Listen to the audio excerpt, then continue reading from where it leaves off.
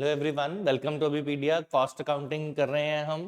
Topic जो है basic है। बेसिक में सबसे पहले कॉस्ट शीट। तो कॉस्ट शीट से रिलेटेड ही लास्ट टाइम भी हमने क्वेश्चंस किए थे। जो स्टूडेंट स्टार्टिंग से ज्वाइंड है मेरे साथ, चाहे वो कॉस्ट है या कोई और सब्जेक्ट भी हम कर रहे हैं, तो अब जब हम कर रहे हैं इसको, इन टॉपिक्स को, तो आपके जो क्वेश्चंस के आंसर हैं वो क्या होने चाहिए? वो ऑलमोस्ट सही होने चाहिए, है ना। ऑलमोस्ट 10 आउट ऑफ 10 ही आने चाहिए। ठीक है। फिर भी अगर नहीं है तो जिस टॉपिक में आपको कंफ्यूजन है तो उस टॉपिक को आप अच्छे से कर लो, या अगर आपने नहीं लिया तो what you can do is, clarity के लिए हमारा ये कोर्स भी यू कैन टेक। इसमें हर आपके टॉपिक की अच्छे से प्रिपरेशन हो जाएगी। कंप्लीट कोर्स है। डिस्क्रिप्शन जो है, डिस्क्रिप्शन में आपको नंबर मिल जाएगा, और लेक्चर के एंड में बाद में मैं आपको पूरी डिटेल भी बता दूंगा कि इस कोर्स के अंदर आपको क्या क्या, किस सब्जेक्ट का मिलेगा, किस तरह का क्या मटेरियल मिलेगा, वो भी मैं आपको बताऊंगा। बट पहले हम क्या करते हैं, अपने क्वेश्चंस पूरे कर लेते हैं। अब how is prime cost calculated, ये आपको बताना है। बहुत बेसिक क्वेश्चन है। Prime cost calculated, how is prime cost calculated, very easy question. बताओ जी। पहले तो देखो, प्राइम कॉस्ट कहता है direct material plus direct labour plus indirect expense. फिर कहता है डायरेक्ट मटेरियल होना चाहिए, इनडायरेक्ट लेबर होनी चाहिए, इनडायरेक्ट एक्सपेंस होना चाहिए।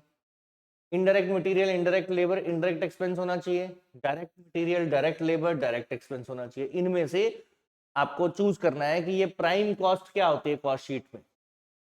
ठीक है। तो प्राइम कॉस्ट आपको समझना है कि ये सबसे डायरेक्ट कॉस्ट होती है, तो उसमें इनडायरेक्ट का तो कोई काम ही नहीं है। तो तीनों ही चीजें अगर आप देखो सभी फॉर्मूले में, कहीं यहाँ पे देखो ये इनडायरेक्ट है, यहाँ पे दोनों इनडायरेक्ट हैं, यहाँ पे तीनों ही इनडायरेक्ट हैं, सिर्फ एक ही ऑप्शन है आपके पास, ये वाली डी। इसमें सारी की सारी चीजें डायरेक्ट हैं। Direct material, direct labour, direct आपकी एक्सपेंसेस। तो इसलिए आप, क्या ऑप्शन है आपकी इस क्वेश्चन में? इसका क्वेश्चन आंसर है आपका प्राइम कॉस्ट। ठीक है, यानी कि डी ऑप्शन। अब next, which of the following is true? A statement of cost prepared on the basis of actual data is known as estimated cost sheet. A cost sheet prepared on the basis of estimate is known as historical cost sheet. दोनों statement ठीक है या दोनों में से कोई भी ठीक नहीं है, ये आपको बताना है।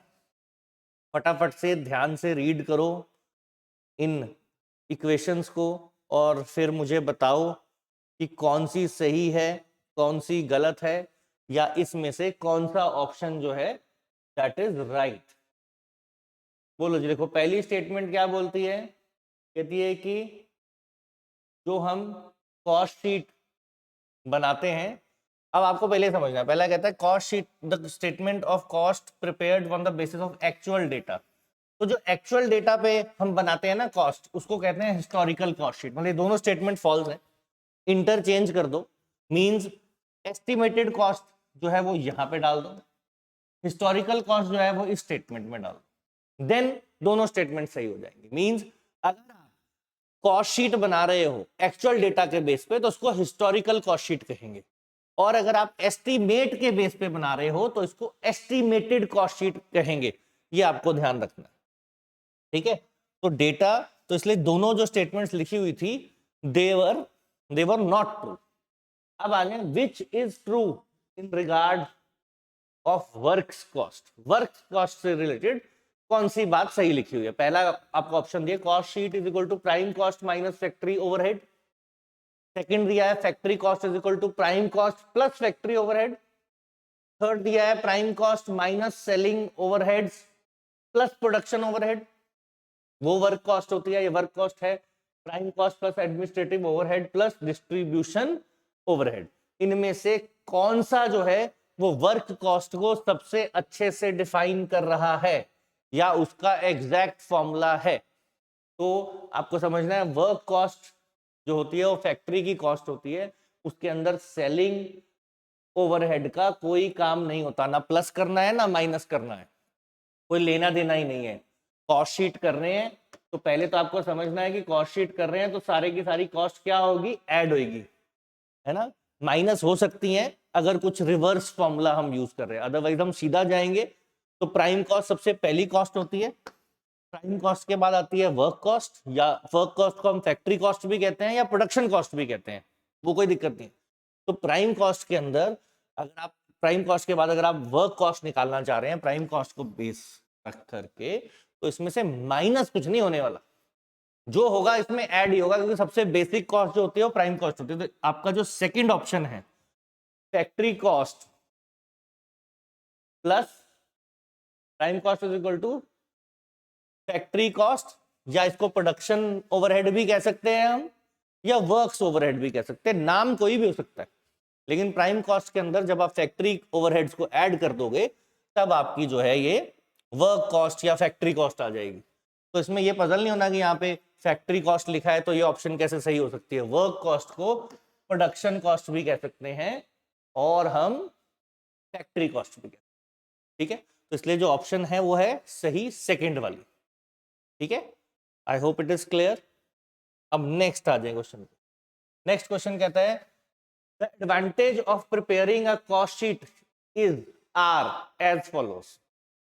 अब इनमें से आपको बताना है सारे के सारे एडवांटेज हैं, क्योंकि ऑल ऑफ द अबव जो है ये ऑप्शन एक बन रही है, दी हुई है डी, और बाकी फिर रीड करना है। It helps in ascertaining the total cost and cost per unit of the unit produced. It sometimes help in cost comparison. It may be beneficial in cost control. इन तीनों स्टेटमेंट में से तीनों की तीनों ही एडवांटेज हैं cost sheet बनाने का, या तीनों की तीनों ही एडवांटेज है, फिर तो डी ऑप्शन हो जाएगा। लेकिन आपको देखना है कि कौन सी सही है ऑप्शन, कौन सा एडवांटेज है, कौन सा एडवांटेज नहीं है। तो आपको समझना है it sometime helps in cost comparison, sometimes नहीं every time it will help. तो ये स्टेटमेंट जो है इसका एडवांटेज से रिलेटेड नहीं है। अगर ये समटाइम्स हटा दें तब हम बोल सकते हैं कि ये क्या है, ये एडवांटेज है, लेकिन अभी समटाइम्स के साथ ये एडवांटेज नहीं है, ठीक है। फिर नेक्स्ट आ जाए, it may not be beneficial in cost control. अब may not be beneficial in cost control लिख दिया। पहली बात, कॉस्ट कंट्रोल कॉस्ट शीट बनती ही क्यों है, कॉस्ट का बेसिक फंडा ही किस लिए है, कॉस्ट का बेसिक फंडा ही इसलिए है कि कॉस्ट अकाउंटिंग हम करते ही इसलिए है कि हम कॉस्ट को कंट्रोल कर पाए। जहां जहां हमारी कॉस्ट जो है एक्सेसिव लग रही है, जहां जहां हमारा जो है वेस्टेज ज्यादा हो रही है, उसको हम चेक करें और उसको प्लग इन करके हम अपनी जो है प्रॉफिट्स को बढ़ाएं। उसका बेसिक फंडा ही ये होता है। तो ये भी इसका एडवांटेज जो है, जो स्टेटमेंट लिखी हुई है ये भी इसका एडवांटेज नहीं है। हाँ, ये हटा दो, it is beneficial in cost control, तब एडवांटेज है। तो यानी कि ये तीनों ऑप्शन तो रही नहीं, क्योंकि ये दो तो गलत लिखी हुई हैं।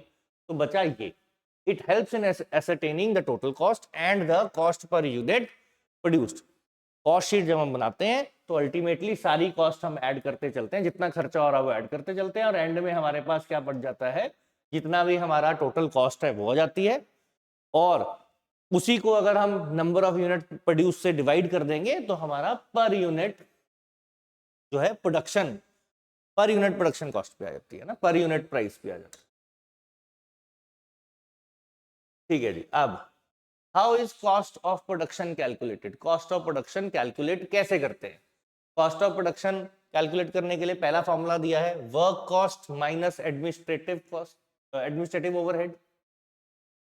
Cost of production work cost plus production overhead, work cost plus production overhead plus office overhead, work cost plus administration and office overhead. बताओ जी इनमें से कौन सा जो है वो सही आंसर है, फटाफट से बताओ।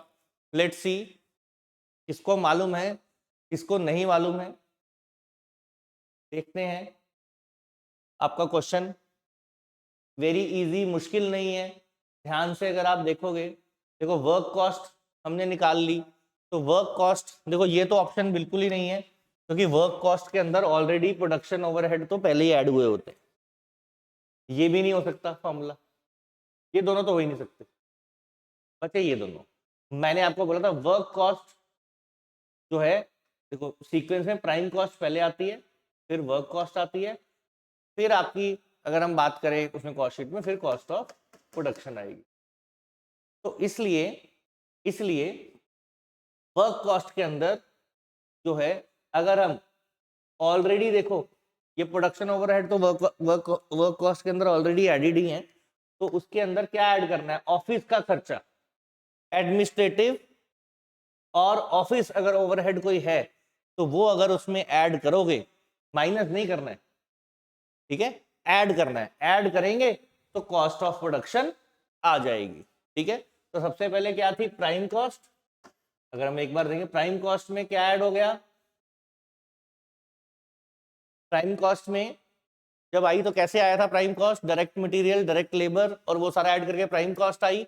प्राइम कॉस्ट के अंदर आपने प्रोडक्शन ओवरहेड या फैक्ट्री ओवरहेड ऐड किए, ठीक है, प्राइम कॉस्ट के अंदर। तो आगे वर्क कॉस्ट, प्रोडक्शन कॉस्ट, है ना, आपकी ये आ जाती है। और इसके अंदर अगर आप further administrative office overhead add कर दें तो आपका क्या आ जाएगा, तो आपका आ जाएगा कॉस्ट ऑफ प्रोडक्शन। तो ये सीक्वेंस रहता है, ठीक है, क्लैरिटी है। तो ध्यान से देखना है फॉर्मूला, ऐसा छोटा मोटा क्वेश्चन फॉर्मूला से रिलेटेड क्वेश्चन आ सकता है, तो आपको ध्यान से ये कॉस्ट शीट का फॉर्मूला जो है आपको इसके इसके चीजें ये बेसिक है तो ये मालूम होनी चाहिए चीजें, है ना। नहीं मालूम तो एक बार दोबारा रिवाइज कर लेंगे, और आपके अगर क्वेश्चंस ठीक हो रहे हैं तो बहुत अच्छी बात है, if your answers are right. The advantage of preparing cost sheet are as follows. फिर एडवांटेज पूछा है, it helps in fixation of selling price. Cost accounting is not an exact science. It is based on estimates and the result differ from actualities. अब आपको बताना है कि B और सी जो है एडवांटेज है कॉस्ट शीट बनाने का, या अकेला बी है या अकेला सी है या ए है। आपको समझना है कॉस्ट शीट में हम क्या करते हैं, सारी कॉस्ट को हम जोड़ देते हैं, तो हमारी सारी कॉस्ट को जब हम इकट्ठा कर देते हैं, जोड़ देते हैं, ऐड कर देते हैं, तो हमारी क्या आ जाती है, क्या बन जाती है, मतलब वो जो डिटेल है उस स्टेटमेंट को, उस डिटेल को जिसमें सारी कॉस्ट एक के बाद एक हम ऐड करते चलते हैं, तो उस डिटेल, वो डिटेल स्टेटमेंट कॉस्ट शीट होती है। तो वो किस चीज में हेल्प करती है, एग्जैक्ट साइंस। तो ये तो एडवांटेज नहीं है, इससे ये तो एक डिसएडवांटेज है कि एग्जैक्ट साइंस नहीं है वो, ठीक है। Science is based upon exact, मतलब साइंस में ऐसा होता है एक बार जो चीज आपकी जो एक्सपेरिमेंट जैसे हो रही है हर बार वैसे ही होगी, it won't change every time, है ना। तो कॉस्ट शीट, कॉस्ट अकाउंटिंग जो है एग्जैक्ट साइंस तो नहीं है, हाँ it could be science somewhere around but exactly नहीं है, ठीक है। तो ये तो इसका डिसएडवांटेज कह सकते हो अगर आप डिसएडवांटेज में डालना चाहो। It is based upon estimates and result में डिफर ऑन एक्चुअलिटीज। अब ये भी इसका, क्योंकि एस्टिमेटेड कॉस्ट शीट हम बनाते हैं, अब एक्चुअल सिचुएशन कुछ और हो सकती है, एक्चुअल टाइम पे कुछ इकोनॉमिक कंडीशन चेंज हो सकती है, रॉ मटेरियल महंगा हो सकता है, कुछ भी ऐसा हो सकता है, तो एक्चुअलिटी में रिजल्ट डिफर कर सकता है ना, नहीं भी कर सकता, आसपास भी आ सकता है, एग्जैक्ट भी आ सकता है, कुछ भी हो सकता है। तो ये भी इसका डिसएडवांटेज ही है। अब it helps in fixation of selling price, yes, ये इसका सबसे बड़ा एडवांटेज है। सारी कॉस्ट एक एक करके डिटेल में, प्राइम कॉस्ट निकाल ली, फिर आपने आपकी फैक्ट्री कॉस्ट निकाल ली, है ना, फिर आपने कॉस्ट ऑफ सेल निकाल ली, कॉस्ट ऑफ सॉरी प्रोडक्शन निकाल ली, फिर कॉस्ट ऑफ सेल निकाल ली, सारी टोटल कॉस्ट निकल गई, टोटल कॉस्ट निकल गई, तो अब आप अपना जो है सेलिंग प्राइस इसके बेसिस पे फिक्स कर सकते हो कि हमारा टोटल खर्चा तो जो है वो इतना आया, अब उसके ऊपर इतना परसेंट प्रॉफिट, 20%, 30%, 10%, 15% आप जो भी रखना चाहें वो रख करके आप अपना सेलिंग प्राइस फिक्स कर सकते हैं।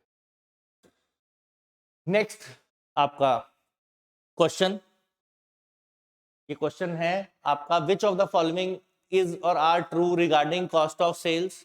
अब कॉस्ट ऑफ सेल्स निकालनी है, तो इनमें से कौन सा जो है वो कॉस्ट ऑफ सेल्स से रिलेटेड है, सही है, सारे सही का भी इसमें ऑप्शन है, तो ध्यान से देखना है, cost of production plus selling and distribution expense, फिर factory cost plus administration overhead plus selling and distribution overhead, फिर cost of sales, sales minus profit. तो आपको समझना, देखो हमने किया प्राइम कॉस्ट, है ना, प्राइम कॉस्ट में मैंने बोला ऐड करते हैं, क्या ऐड करते हैं, जो बेसिक होता है प्राइम कॉस्ट में ऐड कर देते हैं आप फैक्ट्री के खर्चे, तो आ जाता है आपका फैक्ट्री कॉस्ट। है ना, फैक्ट्री एक्सपेंसेस ऐड कर दो, फैक्ट्री कॉस्ट आ जाए। फैक्ट्री कॉस्ट में एडमिनिस्ट्रेशन के एक्सपेंसेस, ऑफिस के एक्सपेंसेस ऐड कर दो, है ना, तो आपका कॉस्ट ऑफ प्रोडक्शन आ जाता है।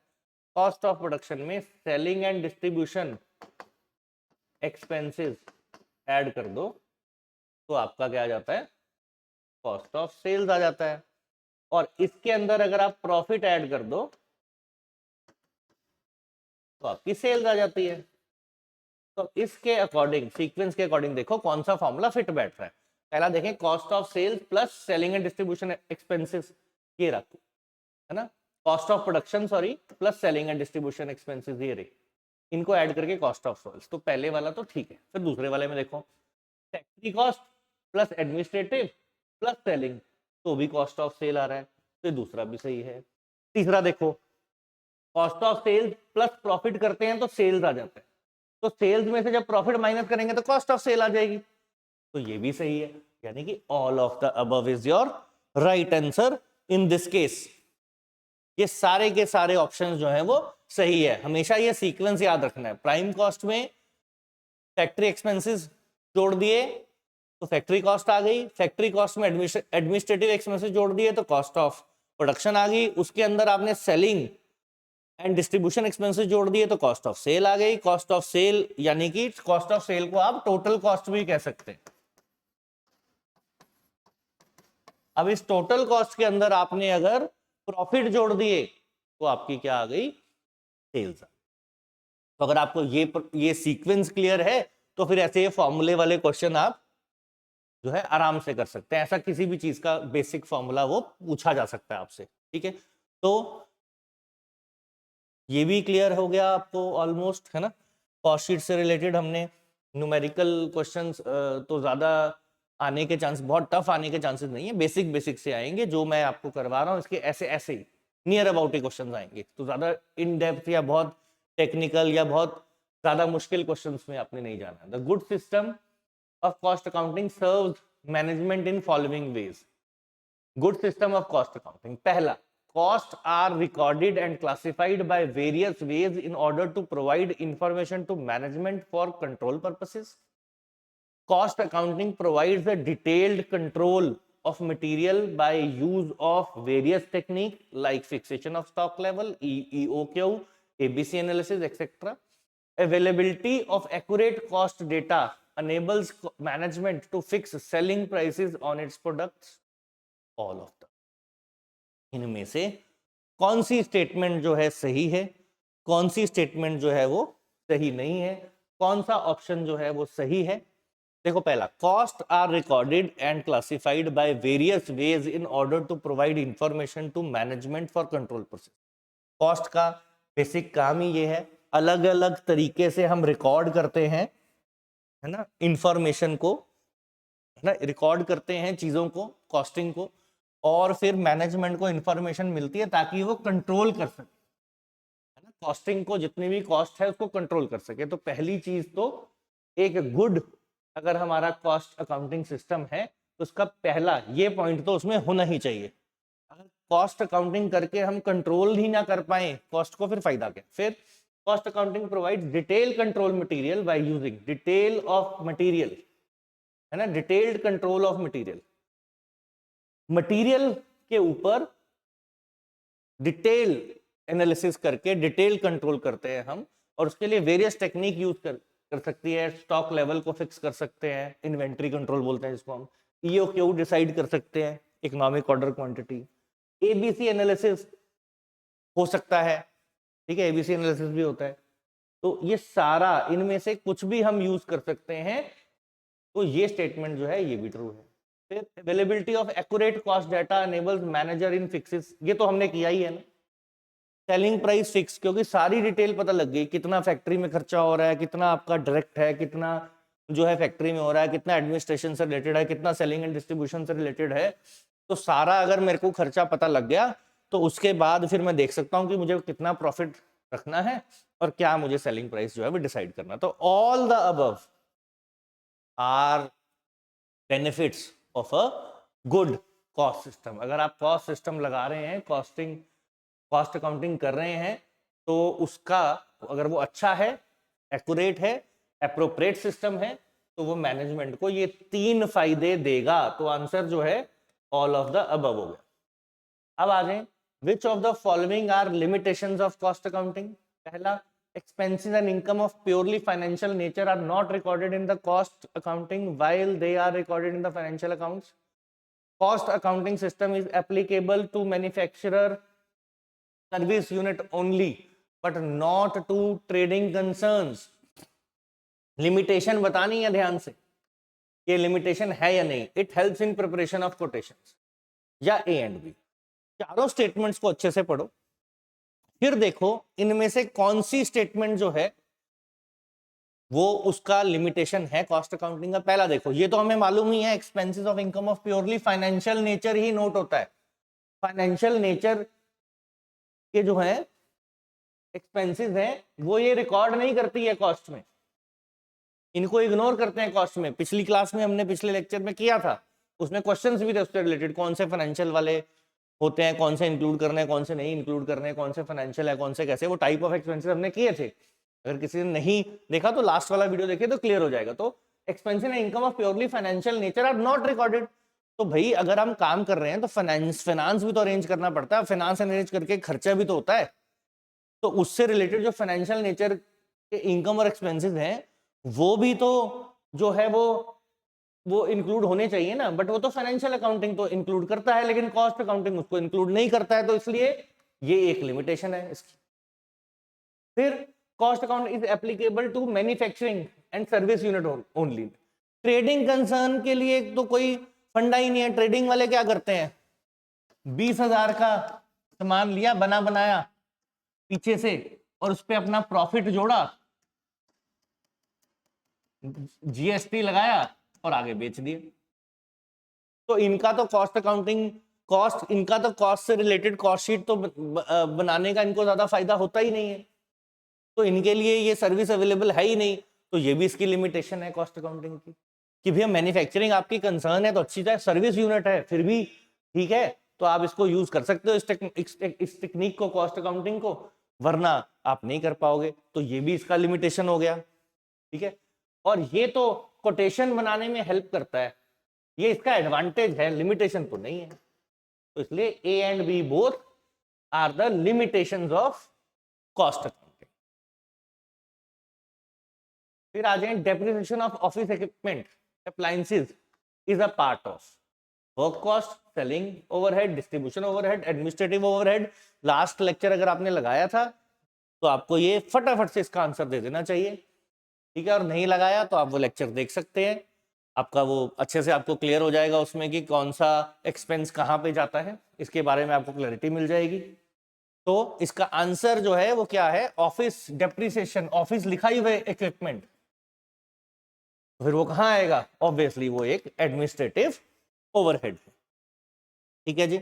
अब हमारा देखो रेवेन्यू अकाउंटिंग का कंप्लीट कोर्स, ये तो मैंने आपको बोला ही है, ये आप ले सकते हैं।